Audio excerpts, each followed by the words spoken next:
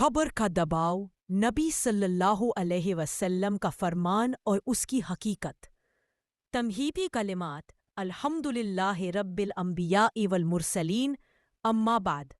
میرے محترم بزرگوں اور عزیز بھائیوں، آج ہم ایک ایسے موضوع پر بات کرنے جا رہے ہیں جس کا تعلق ہماری زندگی کے اس مرحلے سے ہے جہاں نہ مال کام آئے گا، نہ اولاد، نہ طاقت، نہ سفارش۔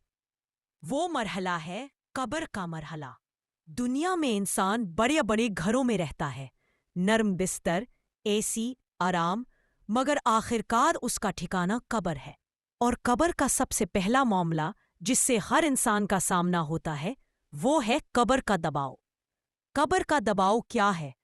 قبر کا دباؤ کوئی فرضی بات نہیں، کوئی ڈراؤنی کہانی نہیں، بلکہ یہ نبی کریم صلی اللہ علیہ وسلم کی حدیث سے ثابت ایک حقیقت ہے۔ قبر کا دباؤ اس کیفیت کو کہتے ہیں کہ جب انسان کو قبر میں رکھا جاتا ہے تو قبر اس کو دباتی ہے، جکڑتی ہے، جیسے ماں اپنے بچے کو گلے لگاتی ہے۔ لیکن یہ دباؤ ہر ایک کے لیے ایک جیسا نہیں ہوتا۔ کسی کے لیے یہ دباؤ رحمت بن جاتا ہے اور کسی کے لیے یہ دباؤ عذاب بن جاتا ہے۔ نبی صلی اللہ علیہ وسلم کا واضح فرمان۔ حضرت عائشہ رضی اللہ عنہا فرماتی ہے، بعض امتزاتی ہونے یہ کہ القبر یدغت العبد ولو کان احد ناجیا منہ لنجا۔ سعد بن معاذ، قبر بندے کو ضرور دباتی ہے، اور اگر کوئی اس دباؤ سے بچ سکتا تو سعد بن معاذ رضی اللہ عنہ بچ جاتے۔ سعد بن معاذ کون تھے؟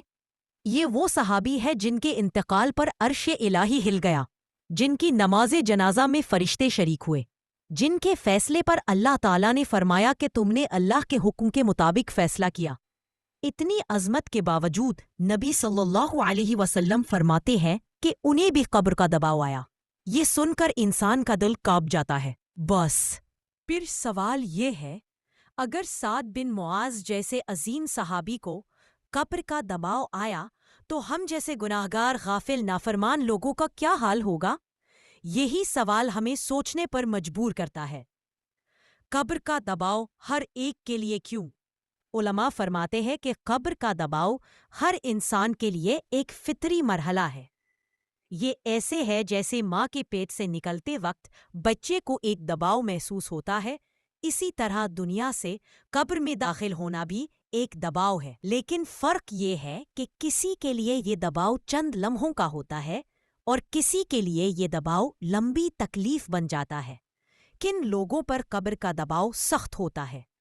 نبی علیہ السلام کی احادیث اور علماء کی وضاحت کے مطابق جو نماز میں سستی کرتا تھا، جو والدین کی نافرمانی کرتا تھا، جو غیبت، جھوٹ، ظلم میں مبتلا تھا، جو حرام کمائی کھاتا تھا، جو حقوق العباد میں کوتاہی کرتا تھا، جو توبہ کے بغیر دنیا سے گیا، ایسے لوگوں کے لیے قبر کا دباؤ تکلیف دہ بن جاتا ہے۔ قبروں کا دباؤ کن کے لیے آسان ہوتا ہے؟ اللہ کی رحمت بہت وسیع ہے۔ نبی صلی اللہ علیہ وسلم نے کچھ اعمال بتائے ہیں جن سے قبر کا دباؤ ہلکا ہو جاتا ہے۔ پابندی سے نماز پڑھنے والا، قرآن سے محبت رکھنے والا، والدین کی خدمت کرنے والا، سچ بولنے والا، حلال رزق کمانے والا، کثرت سے درود پڑھنے والا، توبہ استغفار کرنے والا، ایسے لوگوں کے لیے قبر جنت کا باغچہ بن جاتی ہے۔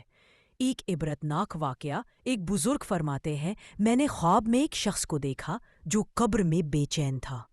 میں نے پوچھا، کیا حال ہے؟ اس نے کہا، دنیا میں نماز تو پڑھتا تھا مگر لوگوں کے حقوق کو معمولی سمجھتا تھا۔ آج قبر مجھے ہر طرف سے دبا رہی ہے۔ یہ خواب نہیں، یہ سبق ہے۔ قبر کا دباؤ ہمیں کیا پیغام دیتا ہے؟ یہ ہمیں بتاتا ہے کہ دنیا عارضی ہے، اصل زندگی قبر کے بعد ہے۔ وقت کم ہے، مہلت ختم ہو رہی ہے، ابھی توبہ کا دروازہ کھلا ہے، کل قبر میں کوئی موقع نہیں ہوگا۔ نبی صلی اللہ علیہ وسلم کی سنت، خود قبر کے عذاب سے پناہ مانگتے تھے۔ آپ صلی اللہ علیہ وسلم دعا فرمایا کرتے تھے، اللہم انی اعوذ بک من عذاب القبر۔ جب نبی صلی اللہ علیہ وسلم خود پناہ مانگ رہے ہیں تو ہم کس غرور میں ہیں؟ ہمیں کیا کرنا چاہیے؟ آج سے نیت کر لیں، نماز وقت پر پڑھیں گے، کسی کا حق نہیں ماریں گے، والدین کو راضی رکھیں گے، حرام سے بچیں گے، گناہ ہو جائے تو فوراً توبہ کریں گے، قبر کی تیاری کریں گے، مکان کی نہیں۔ آخری نصیحت میرے بھائیوں، قبر کا دباؤ ہمیں ڈرانے کے لیے نہیں بلکہ سنبھلنے کے لیے بتایا گیا ہے۔ جو آج سنبھل گیا وہ قبر میں سکون پائے گا، اور جو آج بھی غفلت میں رہا وہ کل پچھتائے گا۔ اختتامی دعا: اے اللہ ہمیں قبر کے دباؤ سے محفوظ فرما، ہماری قبروں کو جنت کے باغوں میں سے بنا، ہمیں سچی توبہ کی توفیق عطا فرما، اور نبی کریم علیہ السلام کی شفاعت نصیب فرما۔ آمین یا رب العالمین۔